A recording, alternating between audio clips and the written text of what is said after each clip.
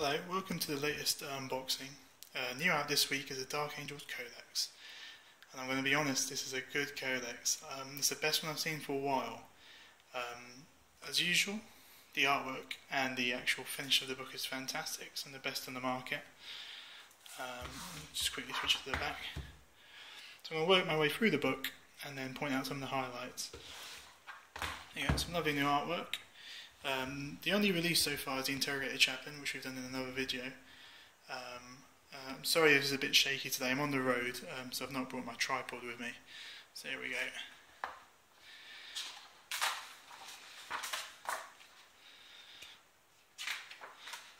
Usual start, little introduction, some nice fluff which I read earlier. Belial's always interesting, and I didn't realise, I've read a couple of the Horus Heresy books, but more recently the Dark Angels have been accepting gene seed and making new chapters, and then having these chapters hidden away, which I thought was quite a nice little bit of fluff, and with the sole purpose of hunting down the Fallen, which is the big thing about the Dark Angels, that they've got this big dark secret. So all the usual fluff, talking about the chapters, their history and its force structures. It's really nicely done.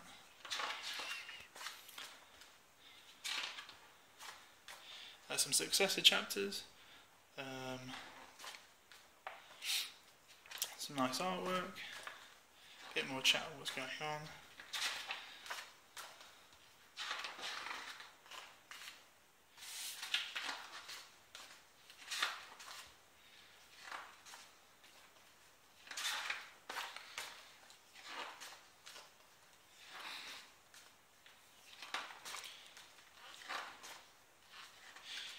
Now these are a nice newer unit, the Raven Ring Black Knights, made to represent the Knights of Caliban. Originally the Dark Angels chapter, the first company, first Legion, were knights in the style of knights of old, and so this is a continuation of them. So rather than steeds, they've got their bikes, and they've got some wicked maces, which give them +2 strength and rending in combat, so they really dish out the damage. And they also all have plasma cauldrons as firing options, so they can really dish out the damage. So these are all stuff you've seen before. It's all very typical. Now they're really starting to make an effort around the Interrogator Chaplain. There's a massive part of the Dark Angels' heritage. They've got these chaplains that are one up on the other chaplains, and these are the ones that know all the secrets, and their job is if they catch any of the Fallen, they always try to capture the Fallen, don't kill them, to make them repent. So they really put a lot of effort into this newest stat line, and as you'll see, there's a lot more stuff going on with Interrogator Chaplains. There you go, into the painting schemes and guides. These are always handy. Eventually goes into successor chapters. It's all pretty typical, but really high quality, and the images are great to look at. And if I was painting or playing Dark Angels, these are a really great point of reference. As we start getting into the rules section, this is where things start getting a lot more interesting. Okay, so here's our latest chart. You can take the usual unbound method, or you can take the Force of Dark Angels. So the one thing you've got to take is a demi company to get access to this. So you've got to take one company master of chaplain, 3 tactical swords, 1 assault squad, 1 devastator, and then you also have to take some veterans, some command squads, and dreadnoughts, 0-1 dreadnoughts. The bonus of taking this is all models that have the Grim Resolve. The Grim Resolve is new for Dark Angels. Basically it means they get stubborn, which is quite handy. It means your leadership's always going to be decent, and you get +1 to your ballistic skill and firing Overwatch.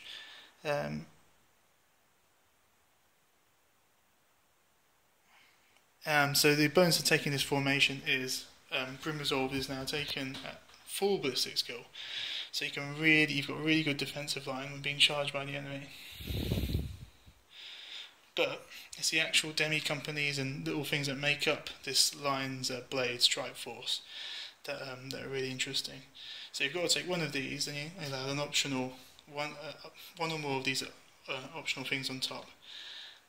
And for instance, the demi company gives you capture and control, which means you can take the objectives easier. So this is all the usual stuff. You can take a Samuel, and there's a Saber Claw, which is basically a flying Land Raider, armor 14 at the front and the side. These are all things you guys would have seen before.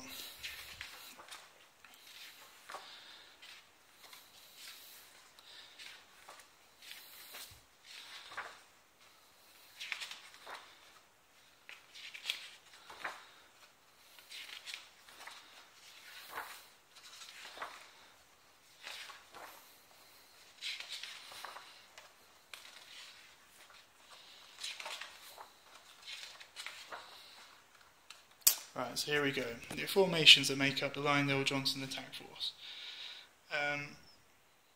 So you get, if you take 2 demi companies, you get the improved fire discipline. On this one, it gives you ballistic skill 3 instead of 2 for taking the 1 demi company, and the objective secured. So that's the boring one, but this gives you access to all the other ones. Deathwing. So if you take Belial, company master, Interrogate Chaplain or Librarian, and then 2 to 5 Deathwing squads, 1 Deathwing, 0 to 1 Deathwing commands, 0 to 1 Deathwing knights, and 0 to 1 Venerable dreadnoughts. You get Deathwing Assault. Before the game, you choose which turns your reserves are going to come in. So you just make a note of units, and they come in on turn 2, 3, or 4, which is awesome. You can plan out your attack. And you also have preferred enemy, Chaos Space Marines, and when you guys arrive, you can shoot or run as well. So that is a fantastic little perk.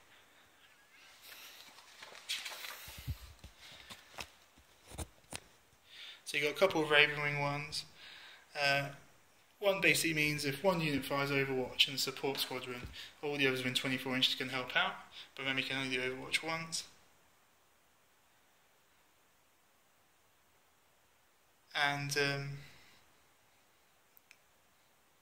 the other one, which has, you can summon a unit of Ravenwing from reserves without choosing to pass or fail, and automatically arrives within 12 inches of one other unit. So these are all about calling more reinforcements in, or adding to your defensive capabilities.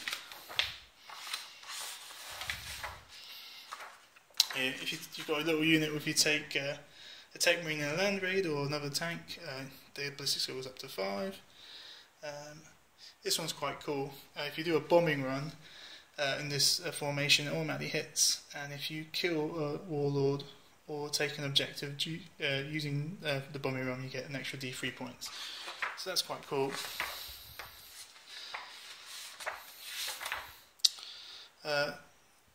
Warlord traits, quite fun. You get stuff like precision shots and courage of the First Legion, which give you guys fearless, all the usual armory stuff. And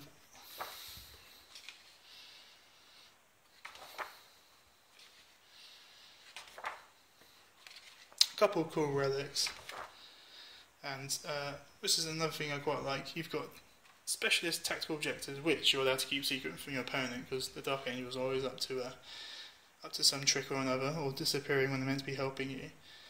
So these, you only have to reveal them when they actually come into play, and they're typically things of securing specific objectives or killing certain characters. And then also you get a new discipline. So the Interrogator Chaplains and Librarians have been working together, and they've come up with an intermancy discipline. And I read through earlier. There's one where you can, if you do damage to an enemy model or enemy unit, they have reduced ballistic skill, which is quite cool. So it means if you're charging in, it's a lot harder for them to hit you. Or if you're up against a shooting arm, you can lower their ballistic skill. It can give you guys rage. Yeah, basically this is all about buffing up your guys in attack and lowering their defensive capabilities. So you can give you guys additional perks in combat like rage, or really lower their ability to shoot. Like there's one of them makes them take a pinning test on 3d6. There's one also a fear check on 3d6. One that's means they can take snapshots, another one which they go then to the skill 1. So this is all about reducing enemy firepower against you, which Marines will find quite handy. And then you've also got a couple of other strike forces at the back, which are pretty tasty as well.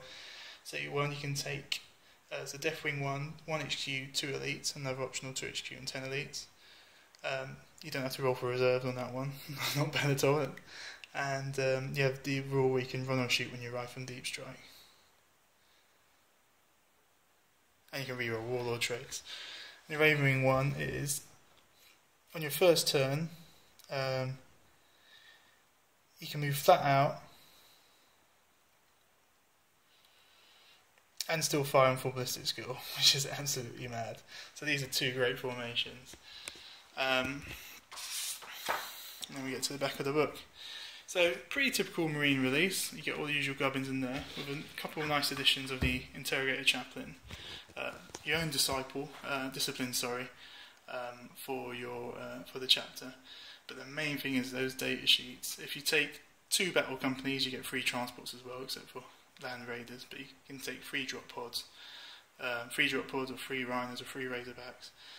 Grim Resolve, which is pretty good. You've got stubborn and increased ballistic skill when on Overwatch. A whole bunch of abilities which improve your Grim Resolve even more. But your Deathwing and Raven Wing can turn up support and turn up on choices on the turns you want them to turn up to. So it's a really powerful combination here. So the Dark Angels always had that bit before, but I think this has been improved. So I think they're going to be a force to be reckoned with now, this Codex. There's just a few minor tweaks here and there, but you can really just plan out your combats and how your army's going to move. So I'm looking forward to seeing these guys on the battlefield. Sorry it's a bit rushed, but as I said, I'm on the road and rather than in the studio. So cheers for listening, thank you, bye.